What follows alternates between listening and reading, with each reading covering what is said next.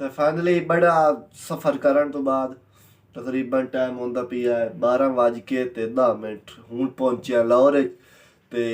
ਅੱਜ ਦੀ ਜਿਹੜੀ ਸਾਡੀ ਰਾਤ ਗੁਜ਼ਰ ਸੀ ਉਹ ਇਥਾਈਆਂ ਪੈ ਆਏ असगर पिया मेरा सक्का फुफेर पिया देखो आज राती थाई गुजारनी है। अस्सलाम वालेकुम, क्या हाल है? तबीयत सी है ठीक है। मैं हाँ मुहम्मद अशके तो तुसी वेंदे पियो मेरा यूट्यूब चैनल जो ये मुंडा ते आई डी वीडियो शुरू करने तो पहले जे मेरा चैनल जो ये मुंडे तो नवें जल्दी नाल मेरा चैनल सब्सक्राइब कर लेवें। तो बात करने आज दी मज़ेदार वीडियो। आज मोड में मौजूद है उस जगह ते जिथे पिछली दफ़ा गल लड़न इत्थे ही ना मेरा बड़ा ही नुकसान शुरू किया है। लेकिन आज मैं इन्होंने वास्ते नवा तरीका कर आया। मैं आज लाया आया कोड़का इन्होंने वास्ते स्पेशल इन्होंने वास्ते कोड़का आंदा कोड़के गालड़ा फदना आए हूँ मैं लाया कोड़का इदू देर ताकि खुलेने आए इन उतले सा यार रोटी खावन लग सन तो गालड़ फस वैसी जे फसदा तो तुहानू लाजमी भी खाई सा। ओ शिकार मेरा फसदा पिया शिकार है गालड़ आगे ना गया वड़ जा वड़ जा वड़ जा हो वड़ जा वड़ हूँ फुल तरल लेता पिया बिच निकलन दोपारे आप जानो फुल कोशिश करके बिचू कि ना कि भाई मैं निकल जावा कोशिश करता पिया फुल आप ट्राई फुल लाई पिया है।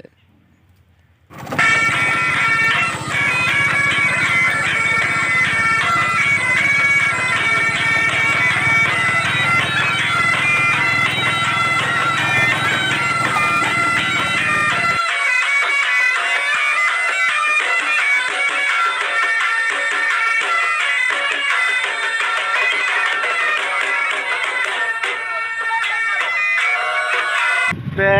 असी हूँ वजदा पिया है इत्थे के भाई अली दे दोस्त दी खरैत ते हूँ असी वजदा पिया खरैत ते उत्थे चाल ते चावल शावल पीड़े ने आ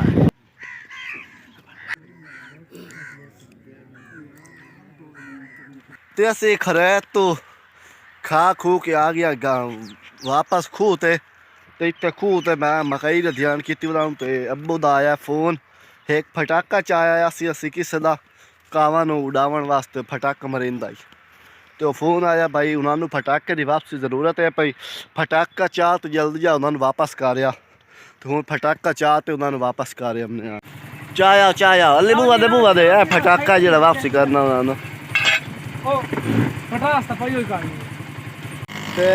असी सारा कोई सारा तो जामना यार लो तो भाई तू जल्दी जल्दी वीडियो नहीं असी बना सके तो हूँ इस टाइम असी मौजूद है अब्दुल हकीम इंटरचेंज ते मैं वजदा पिया इस टाइम लो तो मैं छोड़ना आया मोहम्मद अली दातू आना महाराज निवाल दातू आना तो इन्हों की बहुत बहुत मेहरबानी उस्ताद अल्लाह हाफिज़ मोड़ मैं वजदा पिया चंगा अल्लाह तैनू मियां खैरियत नाल लाई जावे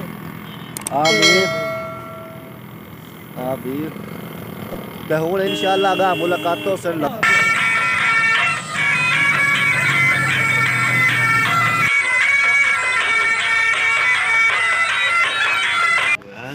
तकरीबन 1 घंटा सफ़र करने तो बाद हूँ असी इतने अगे एक रेस्ट एरिया ते पहुंचे हैं लेकिन इस जगह का सामना तो कोई नहीं पता कि इलाका है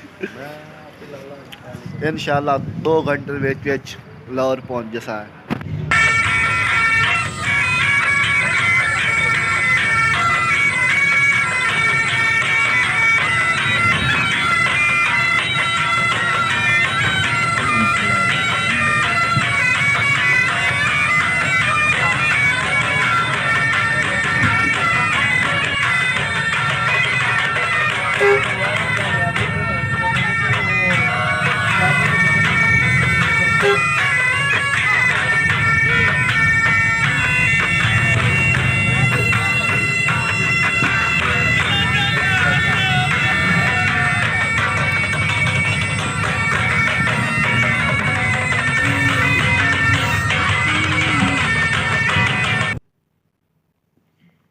रात का नाश्ता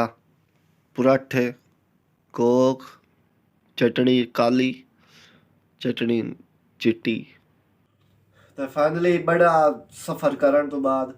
तकरीबन टाइम होंदा पिया है 12:10 हूँ पहुंचे लाहौर विच ते